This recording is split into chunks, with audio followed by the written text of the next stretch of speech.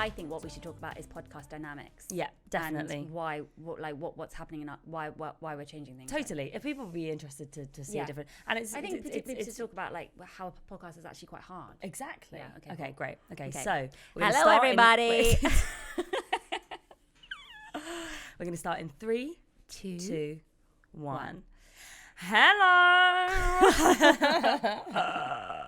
Hi everybody. Hey everyone. Hey. We're back. We're in our flop era, and Flop? That's is an internet term. It basically means like when you've like got broke, or like when you're in like a shit era. It's like when you describe like musicians as being in their flop era when they have a really bad album. This looks like we're in our flop era because we're having a fucking shitty setup. That. I do feel like I'm in a flop era. I feel like I'm in my flop era for sure, but in a gracious way, in a graceful way as well.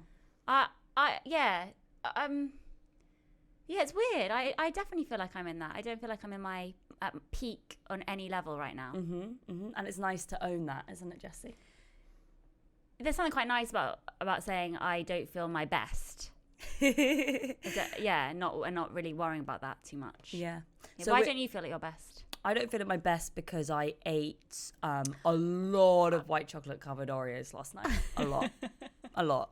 I bought them for cake decorating purposes. For Donnie's seventh birthday cake, which was a Beyblade cake. Let it rip.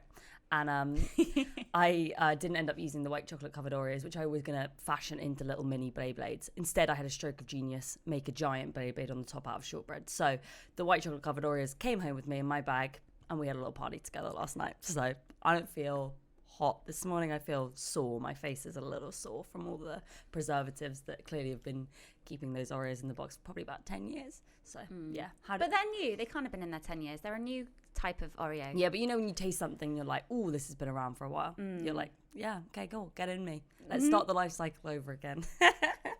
I still feel like that. I've had 2 pizzas this week, and I never ever eat pizza, so I don't feel my best. Yeah, I've had too many carbs. And I'm not to brag, but I never look particularly well. Some people might disagree because they're horrible, but I never look too tired or hungover. Because you always look refreshed, fresh as a daisy. But I've started to look slightly hungover and puffy lately, so it does catch up with you. You know. Well, here we are. So we should explain. We've tried different settings on the camera and tried different ways of working. We're not in our usual podcast space. Because we don't have that anymore. Because we couldn't afford the rent. So now we're at home. And this is actually, I should say, Alfie's podcast space. And we've tried to disguise it by putting these banners in front of the books. Because I don't want... Alfie is going to start a podcast. I believe in him. He is going to start a podcast. He is. A brilliant one. He is. And... this is his podcast space and his equipment, and we don't want to get cooties everywhere. Yeah, exactly. And also, I don't remember what I was going to say. Sorry, I shouldn't have said the cooties. No, that's fine. So we attempted to do our last podcast in the studio space that we had before, where it all started. We tried to do that last week, but unfortunately we talked about 9/11 too much. Yeah, we got into a weird vibe. We were talking about 9/11 a lot. And, we should always do a practice podcast. Yeah, we hadn't done one in a little while because Jessie's been away working, and I've been not working but doing things. You've been writing. No, I've been writing and doing a bit of comedy, and also went away. Bit of comedy, bit of stand-up. Bebe got annoyed in the podcast because I said she had a stand-up gig and she got a bit proud. And excuse wait, this is my me, interpretation. bitch. This is my interpretation of our downfall. Because this isn't my natural forum. I'm not a public speaker. Okay, I'm not also a natural performer. I would say, and I panic when I'm doing this kind of thing. And I go on to survival mode. So my instinct is to think really hard about anything I can say that's kind of remotely interesting and get it said as quickly as possible and then move on. I don't think about other people in that situation because I'm thinking about myself and how funny I'm being or how interesting I'm being. So, and also because I've done a lot of comedy and stuff, you know, in the public eye, I have got quite used to fending for myself and just saying what I need to. And so I don't really think about you that much. I think, oh, how interesting am I being? I don't ask you that many questions, and you get very upset. And you always saying, you didn't ask me any questions. Well, I just felt like, because it was our first one back in a while, and we got to the end of like the 45-minute mark, and we hadn't really, I don't know, we probably just, we both just needed a bit of time to readjust to the podcasty, the mindset, right? And I guess I wanted to maybe talk a little bit about like my writing rather than the idea that I was doing a stand-up gig for the first time that night, because I was too embarrassed to just come out and say, oh, I'm doing a stand-up gig tonight.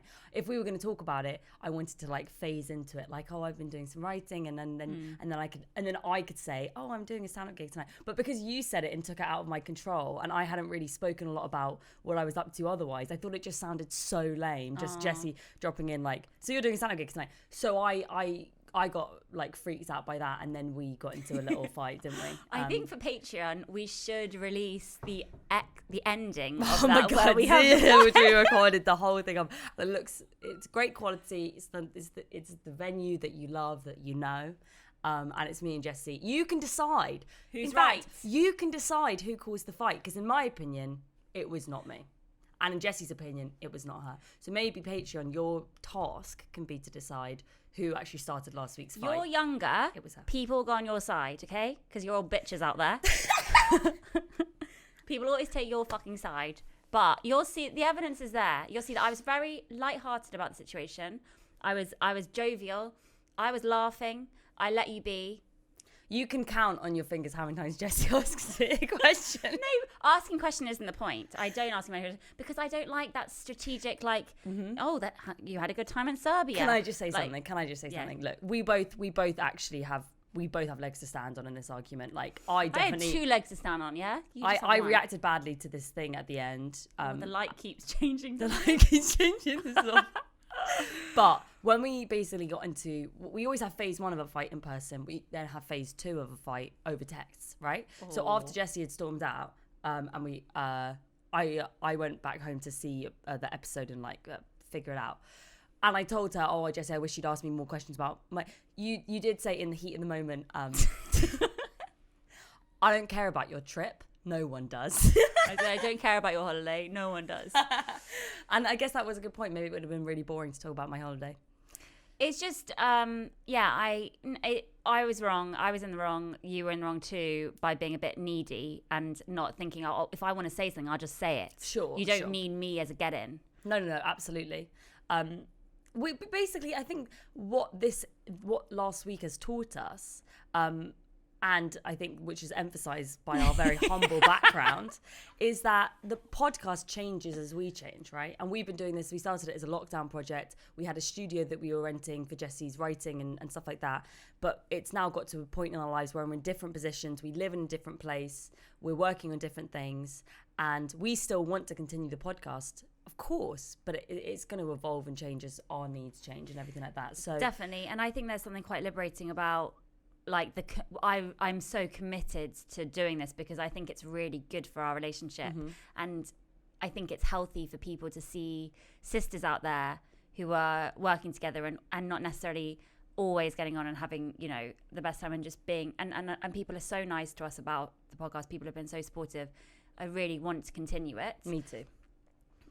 Even though you're a fucking bitch.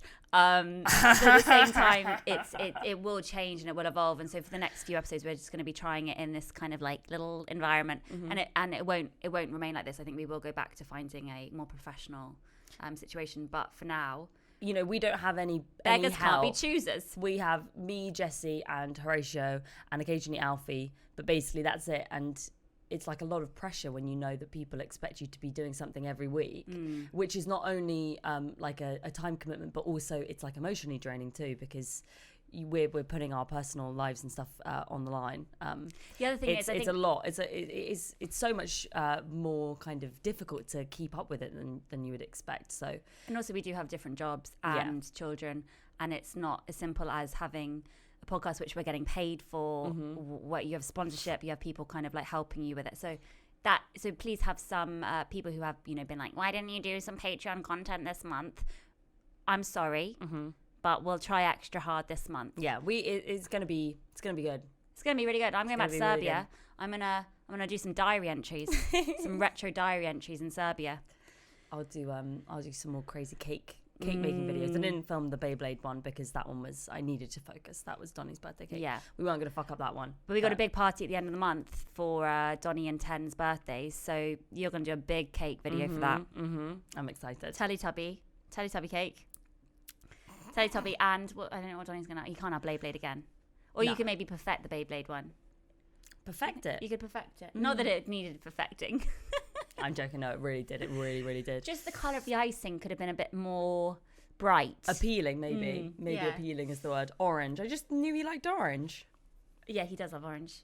I tried to do Hot Wheels flames on the side, but I didn't have enough time. No, it was very delicious, and I'm sorry that it was a catalyst for your binge.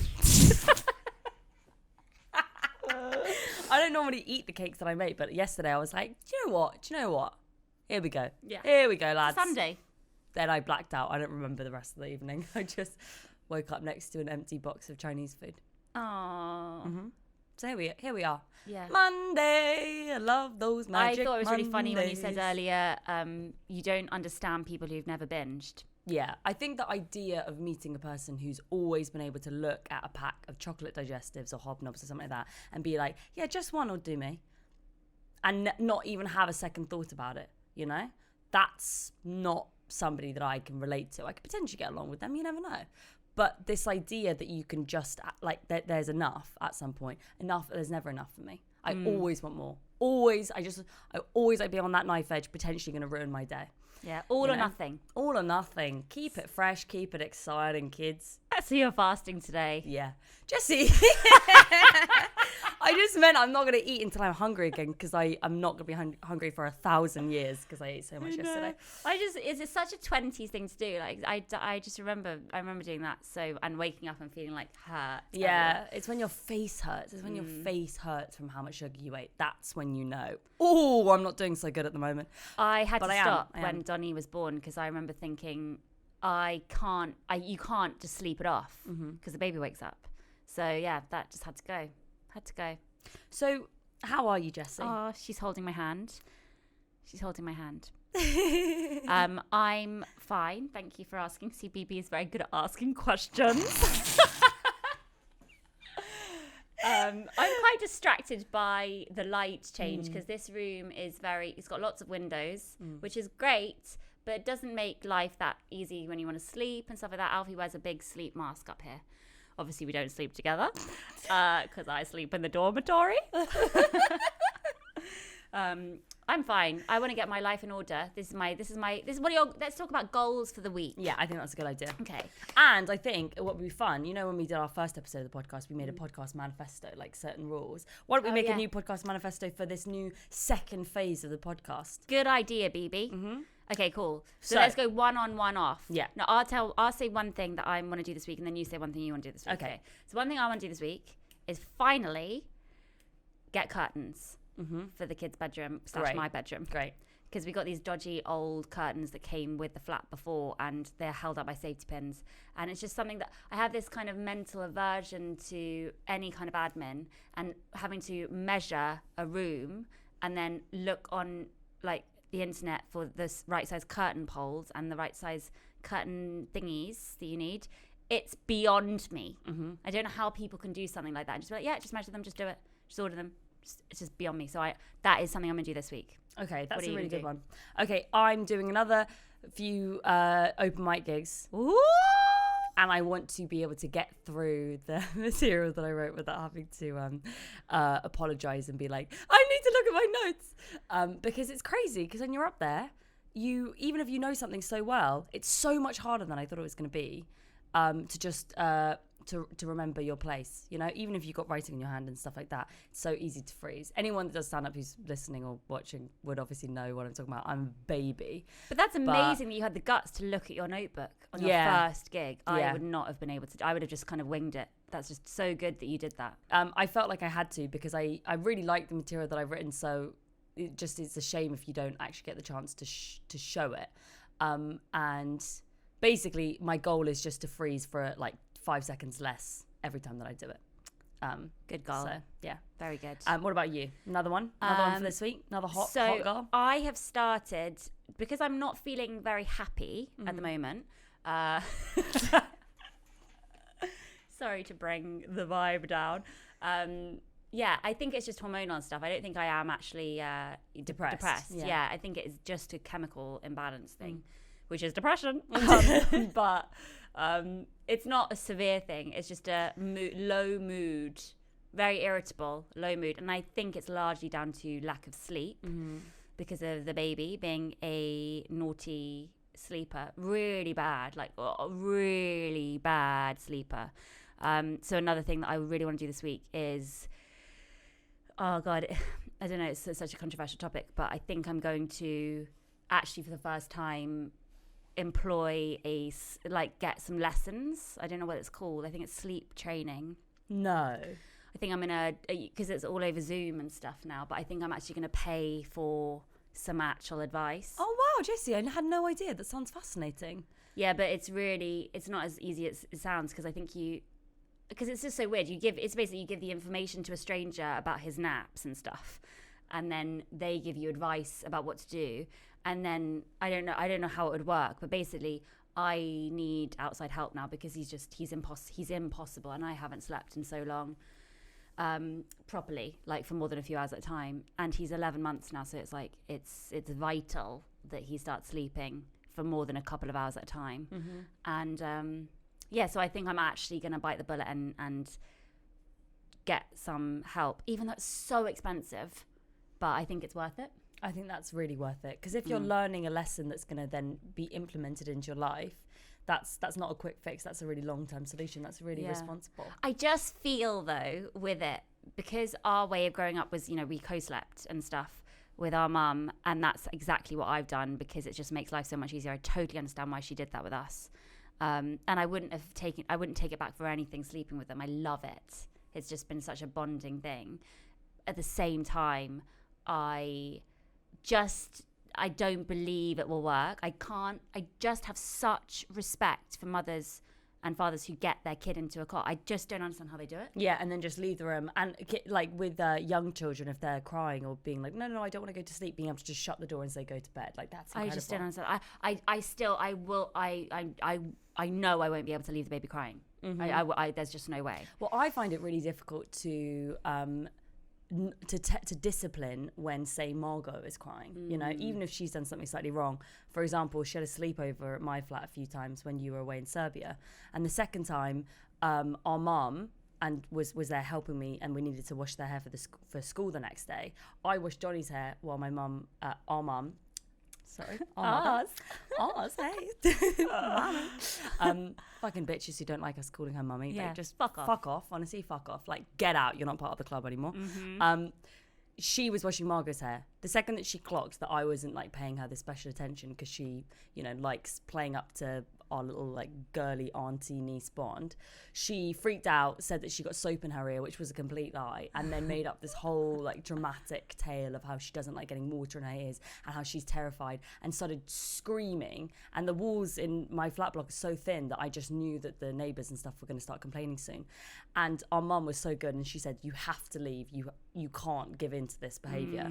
But the second that she left and Margaret calmed down and she was crying with me and stuff like that, it's so difficult to maintain that authority because I just want her to stop being so annoying and crying and just be like, it's okay. But the second that you are actually disciplined, she's not nice anymore. Like, she gets all mean to you and stuff like that, and I just don't know how you do it. No, I don't do it. That's the problem. I'm not a good disciplinarian, and it's actually it's gone too far now. It's because they know that it's because children, like animals, can sense if you are like a boss or like an alpha, and I don't think that we give off threatening energy at all. They know that they can run miles around us. Well, it's really bad because I think she's quite clever, and she's able to kind of play me so well. Yeah. So even this morning when she was getting ready for school, she refused to wear the outfit that she was meant to wear, and so I had to get up Alfie because I just couldn't deal with it. No, it's just a nightmare. I just don't know how to. How are you going to cope if she? What parts of you as a young woman and a young girl and teenager and stuff do you want her to have, and what parts do you not want her to have? She already, and this, she's so controlling. So she has to be in control of every single aspect of her outfit and her hair and the way she does certain things. And that's definitely from me. So I would like that to kind of ease. The parts that I would like her to have, which she's starting to do, is to have a passion. And so she's likes writing and drawing, and she started making little storybooks and stuff. And like that, being able to sit at a desk for ages and to create her own story. And it's so sweet. I really wanted to get into. I really want her to have interests that aren't just about, how she looks and stuff. And makeup. I know. She said to me yesterday, Mummy, I really want to go to the hairdresser. Why? Why do you want to go to the hairdresser? Because I want my hair to be straight. It's just so weird. It's so weird. I know. But yeah, okay, what else do you want to accomplish or do this week? I want to actually do some exercise. Well, you can have my gym membership. I have not been exercising. Who's exercising? Come on, guys, let's be honest right now. Who's actually working out? To combat my low moods. We all got into doing home workouts during lockdown, okay? And then lockdown Pamela Reif, big up Pamela Reif. And we were focusing on getting our lives back together, socializing, getting to grips with the new world. And now, I'm sorry, who's working out? Who's working out? Because I'm not, okay? And I need to know who actually is. I am. Yeah, you don't count. Okay, you do not count because you work out all the time anyway. But yeah, I'm gonna try and I love how you say work out. I'm gonna try and use some of those weights that I bought from Argos months ago and had to carry back. Pamela Reif. Yeah, the Pamela Reif. Pamela Reif is so good. I fucking love her. I mean, she's had too much surgery for a 24-year-old, but she's great. Was she 24? She's only 24. Oh my god. I know. She might be older now. And also, she might not have had surgery. That might be just really bitchy of me. But she's just very pristine. I like the Blogolates weightless. Blogolates, yeah. She was big Pilates. Or my pop Pilates. No, yeah. She was one of the first YouTubers to do home workouts. She's really, really great. Okay, great. She's had a lot of backlash for some reason. I don't really know why, but too much Pilates. Too much Pilates, Anyway, she does it. We're just.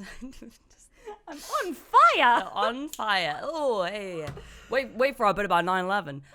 Anyway, there's a weightless arm workout, and it's 15 minutes, and the challenge is that you don't drop your arms for the whole video, and it is unbelievably good. I don't like workouts like that. I just like straight to the point. That's why Pamela Reif is so good. No talking, just songs, 30 seconds on, straight to the next one. Basic. So good. So good. Anyway, I've started swimming to combat my low moods because, I'm a sea person, so I need to be in the water. And yeah, it's great. It's just something different. I think anything different triggers different brain pathways, and it makes you feel a bit better. So it's horrible going swimming. It's you can't step in a dirty Who enjoys a length? No one, but it does. It's something about the distance, and it makes me feel better. And because I've run for so many years, and I just don't want to do that anymore. It's so good. Anyway, honestly, by the end of the week, you're going to be coming swimming with me. Oh, I think it'd be so fun. Oh God, no! I hate swimming. Hate swimming.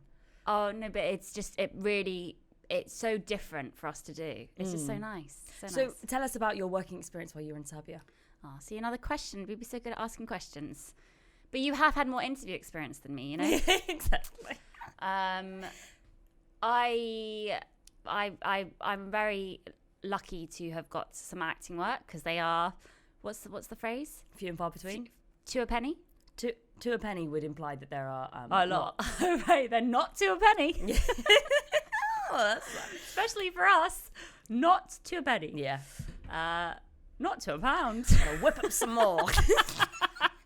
Because when we had to try and get a thing out of a mic, we didn't have a screwdriver, so we genuinely thought a whisk would work.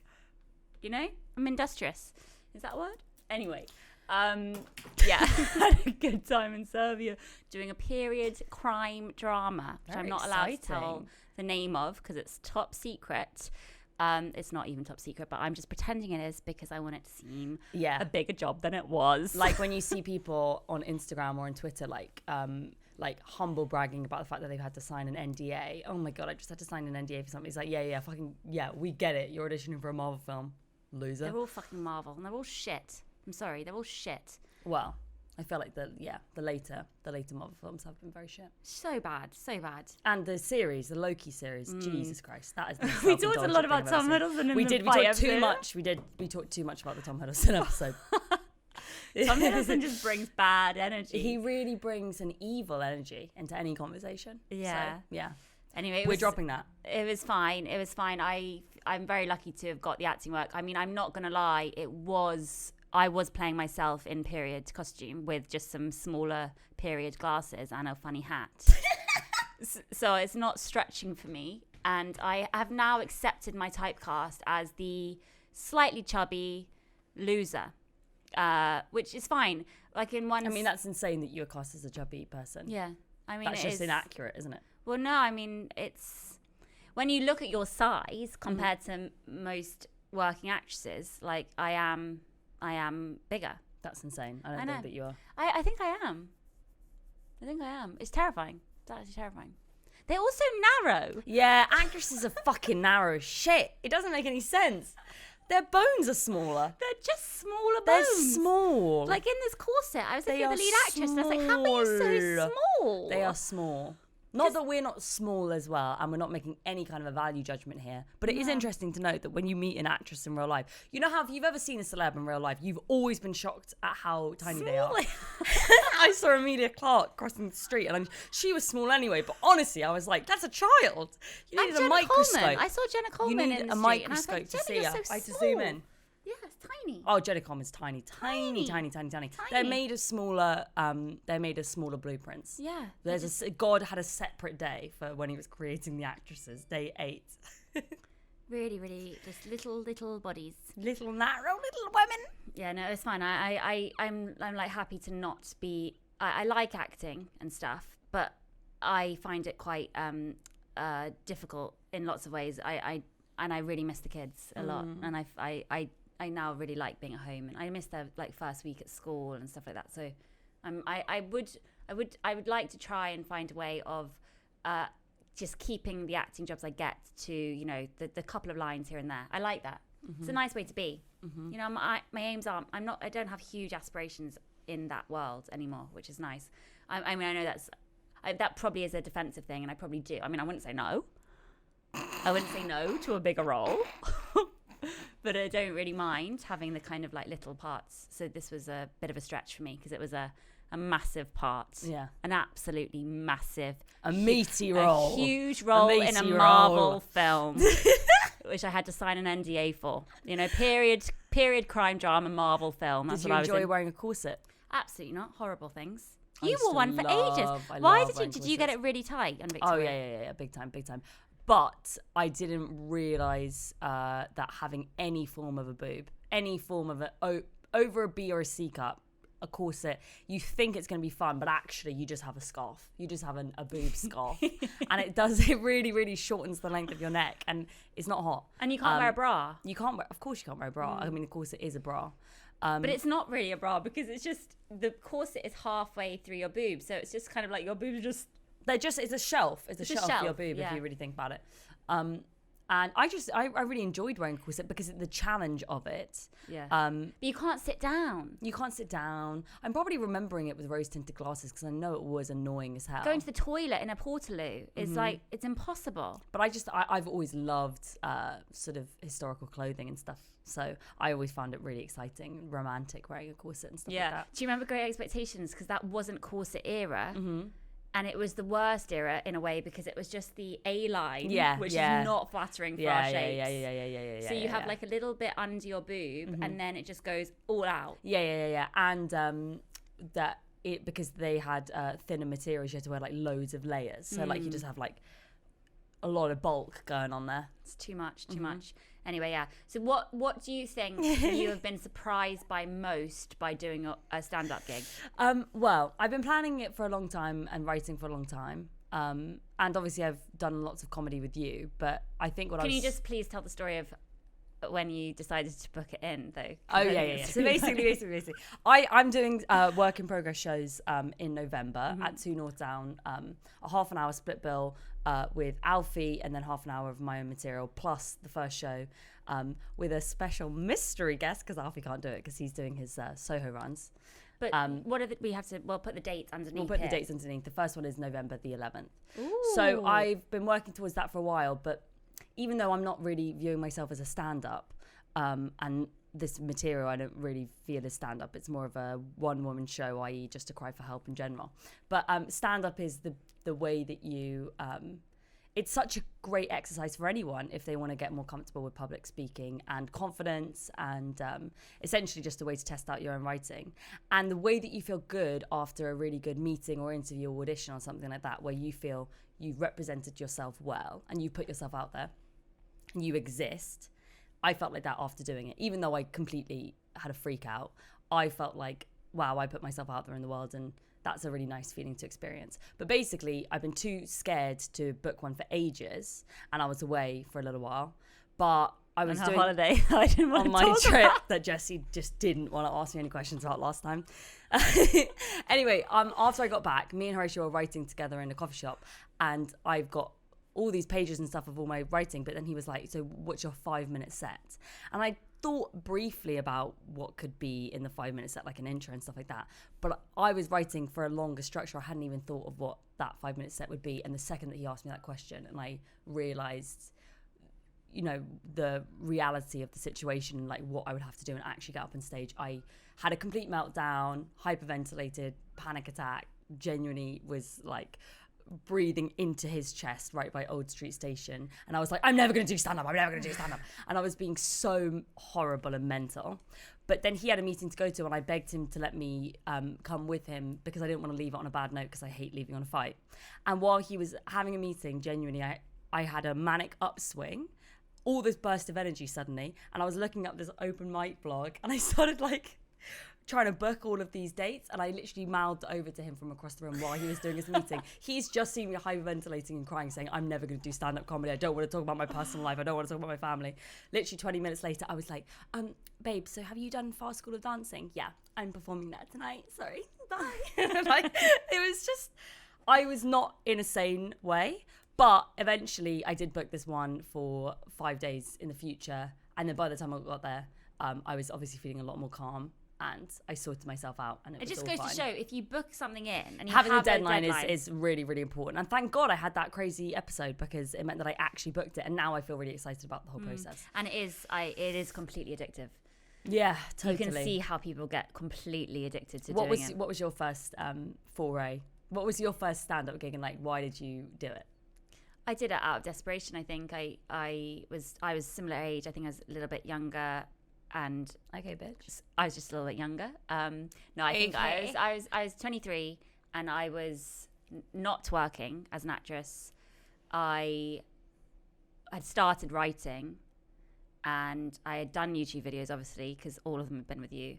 And I was just really needing to do something different, and I hadn't even contemplated doing Edinburgh, but I did. Yeah, there was an industry showcase at my agency, and we all had to perform, and I did 5 minutes, and I forgot everything. And I'm so impressed that you had written something. I'd written a story about rejection from a boy, but I forgot it, and I had a tin of Vaseline in my pocket, and I remember just improvising with this tin of Vaseline. I essentially did clowning. I didn't know it was clowning, but I'm gonna just own it as clowning. That's and I just know people in the industry are pretentious enough to have believed when they saw you clowning with this pot of Vaseline that they probably were thinking in their heads like, wow, I wonder which French clown school this amazing girl went to. No, but I really wanted to go there, to the French clown school, but then I realised I would have just found it so pretentious, the whole thing. But do you know what I wore? Do you remember that video I did with the I Love London jumpers, hoodies? Yeah. The green ones. I wore that hoodie. No, you didn't. I Love London hoodie. extra large one. God, you were having such a real quirky phase. Yeah. That was such a really quirky phase. Genuinely with quirky. tights and my pink Nike trainers and a huge extra large green I Love London hoodie. Yeah. With the hood up. Nice. Oh yeah. You need the hood up. Just to complete the look. But no, I would love to be able to do stand up. So Jessie, I would love to live vicariously through you. You did do stand up. I know Yes, that I you know, don't but view it's- yourself as a stand up, but you genuinely did. And I think part of the reason why I've also put it off for a long time, and I've always loved performing with you, and I've loved acting and stuff like that, but I've always been kind of shy around the comedy thing, despite being in the comedy world for such a long time, is because it's really difficult when people compare us so much anyway and like put us together so much to come out there and be like, hi, I'm Bebe, Cave or whatever, and to know that some people are going to instantly be like, oh wow, this is this is the discount version of Jessie Cave, obviously, and to not write material that's similar to your style, because you have such a distinctive voice that's shaped me in so many ways that I never want to kind of like sort of like tiptoe on your territory type of thing, because I wouldn't do it as well as you. I'm not the same as you at all, but yet you've inspired me in so many ways. So it's really difficult to, I think it's impossible to nail that, but also to discover that, you know, like every person has their own voice is really exciting, and I think I'm starting to figure that out It's going to be really awkward though if you did do something that's really similar to my things, and then what do I say anything? Oh, of course I would always want you to say something. No, but I don't know if I should, because it's just like, you know, I don't think it is that similar, to be honest. no, of course not, but imagine if it was. I don't know if I would say something. Also, I think you should. it will be for the first, it might inevitably be for the first few months of you doing it, but then you'll find your own way. It's impossible not to be influenced by people you have worked with or you've watched. And like, you see so many people, like I know so many comedians who are almost a carbon copy of other comedians. Exactly, and it's okay, and you don't judge them for it. I think that we I do judge them for it, and I get really annoyed by it, but if they continue to do that for years, that's not okay. Yeah. If they do it at the beginning when they're formative, they're trying different things, that's fine. You know, there was definitely a period of time where I remember going to watch things and people would all say the same things. There was a group of comedians that we knew, and they were very up and coming and very cool. And they would even do the same like type of characters and same accents. Characters, same accents, and it would just, I would watch them and I'd be like, but that could have been this person. What are you doing? I guess in that case, their work bleeds into each other, whereas with ours, we've always worked together, so we have an incredibly similar sense of humour and way of being. Although I think yours is different, and I can't wait to see you, because I reckon that you're a little bit harder in certain ways, a little bit more like I don't want to use the word sassy, but like just a bit cooler than me. That's very sweet. So I think it'll be great. So I want everyone to come and see you. Although you don't want too many people to come and see you in the 11th, because you want it to be like... No. So, but it was nice as well to perform and like to just have random strangers there, you know, rather than like people who watch the podcast or anything like that. It was nice to be judged fairly. Yeah, totally. And I fully forgot what I was saying for like what felt like 10 minutes. I felt like I sank to the bottom of the ocean, had to like find my way back up, but Horatio actually said it was only about 10 seconds. So should we talk about what we want our rules to be for this? So that's manifesto podcast. Should we pretend this is like a series? No, not a series. Like this is phase 2. This is phase 2, or maybe phase like 4. Yeah, we have had a bunch of different stages, phases, haven't we? Yeah. And we might not even stay here. No, we're not going to stay here. We're not going to stay here. This is just going to be for like a few episodes. This is our temporary shelter while we find a new home for the podcast, which will be with a better like camera setup and all that. Yeah, I think we might have to fucking rent some, like not rent somewhere, but like, you know, hire somewhere. We can't afford it, Jessie. Can't afford it. Thank you though for if you're a patron. Thank you, Patreon. Rely on your fucking money. We'll pay you back. We'll pay you back. We'll pay you back with really good content, we promise. Although, you know, I support people on Patreon who I just like, and I don't expect anything. So hopefully you're the same, you know? But at the same time, if you do want to unsubscribe from being you're Patreon, free to. you're free to. You're free to. There's nothing keeping you here. Just know that you're going to be taking food directly out of Jessie's children's mouths. You know, I'm just feeling the baked beans at the moment. Just okay, baked beans. podcast manifesto. Okay, number 1 rule. Let's always be positive and upbeat. I don't think that's going to be a thing though. No. I think it's fine. My favourite podcast we did was the one after we had just had a huge fight. Where I was crying. You were like red in the face from crying. Yeah. It was Good just times. it was just raw. Good times. It was so raw. Yeah, that was enjoyable. But I think it was because it felt so honest, and I would like to try and maintain that. Even though I do veer to and from the entire time with how honest should we be, how much should we be talking about personal lives, how much should we be talking about things, I would like to try and make this a space for us to be as honest as possible and not to worry too much about talking about things that don't matter. So, you know, I think we both feel a pressure sometimes to like talk about what's happening and like what's current. And I think in the one that we just did, which we haven't released it, we talked, you know, I talked about Kim Kardashian's outfit at the Met Gala and like stuff like that, and I talked about 9/11 because I thought, oh, you know, I have a story about 9, but it's just, in it, obviously it wasn't need to. Yeah, we don't need to be topical. Like, that's not the kind of podcast this is it? No, it's not. Okay, cool. So stay true to our lives. idea and lives and what we want to share. You know, I think not worrying so much about it not being relatable because we're talking so much about our lives, because inevitably it will be relatable because we're 34, we're 24, we're in this industry. It's difficult. It's hopefully going to be relatable for people who, and even people who aren't in the industry. I think that there's, people who maybe mothers or, not knowing what they're doing in their 20s, not that you don't know what you're doing in your 20s, but, you definitely have. I don't. Hopefully it's relatable on some level, so not worrying too much. Yeah. Okay, rule number 2. I thought that was number 2. What was number 1? The positive and upbeat one, and you said no to that one, so we've crossed that one through. Okay, so number 2. Number 2, I think no more... we either decide that we're going to do the podcast or not. So no more like, oh, maybe we should stop the podcast. Like, we don't. We're chained to it. We're chained to it now. No more like, oh, let's quit the podcast. Because I know we do that together a lot when we have a fight. We're like, okay, well, we're not going to do it anymore. Yeah. We can't say that as a threat anymore. Yeah, definitely. I think that's a good note, just to know that we're committed. Like, we can't get divorced. We can't get divorced.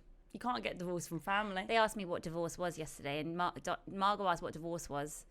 And Donnie replied, it's when you don't love each other anymore.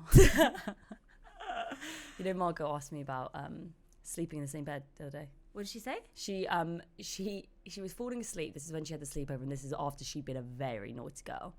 And I told her off, but I'd forgiven her because she'd apologized and stuff. So we read a book, and then as we were falling asleep, Donnie and her were giggling about something, and then she told me that she has a boyfriend. Oh God. This guy from her old school, and she was like, yeah, I go on the train to go see him, and we go on dates, and we sleep in the same bed. And I was like, no, you don't. And she was like, yeah, we do. Yeah, we do. She's 5. I know. Oh my God. Yeah. She's now got a new boyfriend, she says, this boy in her class. And she only told me yesterday. Well, Donnie only let it slip yesterday. He was like, Margot has a new boyfriend. What the hell is going on? It's because I let them watch Friends. Exactly. It's my fault. It's because of Friends. It's fine, because I told her that's completely inappropriate.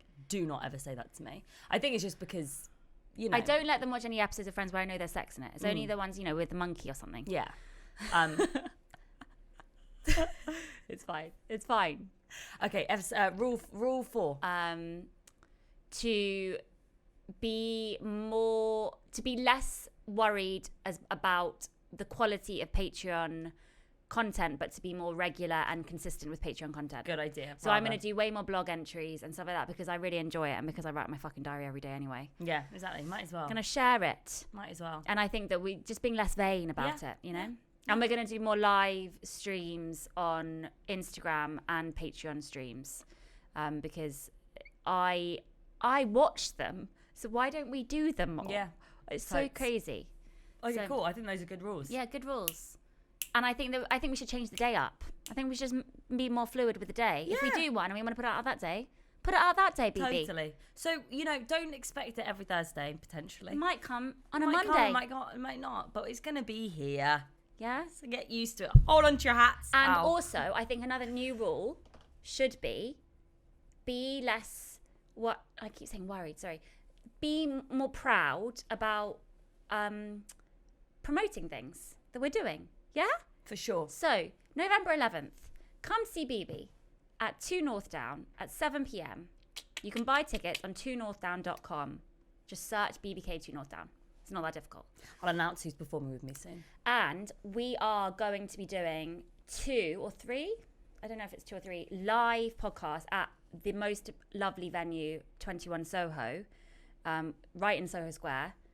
Christmassy themed.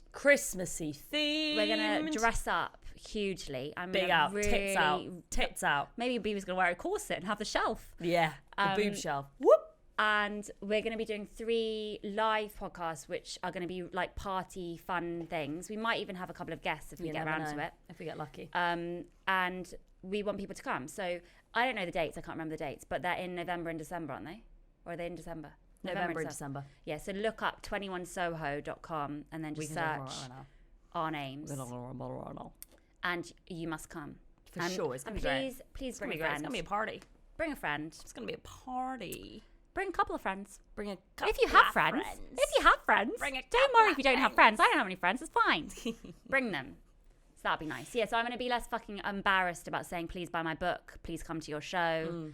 You know, please. Exactly. I'm just going to be one of those cool girls. I think it's also interesting because we both know so many people in the creative industries and stuff like that, and you see people promoting their stuff and just doing things, and you're like, oh God, they're doing so well. But then you realize the only reason why I know or I feel like they're doing well is because they have said so, because they have put themselves out there to be in that position to make you feel that way. They are promoting themselves. It's very rare that you just suddenly are like jealous of someone because of your mind working on its own. It's probably because something's been presented to you, and then you realise you have the power to do that too.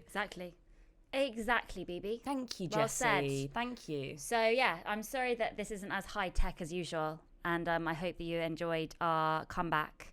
We'll be back next week. We will be. And we'll be on Patreon doing special things this week. And we might even do a live stream at some point from our homes. From our homes. Wait, how long has this been? Oh, wow, 49 minutes. Yeah. Well, there you go. So there you go, cowboys. if you want to support us on Patreon, it's patreon.com/Cave Sisters. And we're going to leave you now with a rendition of... Hey, with my type 5. Hey, sorry, you fellas. Hey, anybody on the rowdy from... okay. That's very good, Bebe. Well done. Very good. Okay. I'm a comedian. I'm going to press unrecord now. Stop record. Bye. Bye. She's going crazy now. She's going crazy. Watch her now. Watch her. She's going crazy.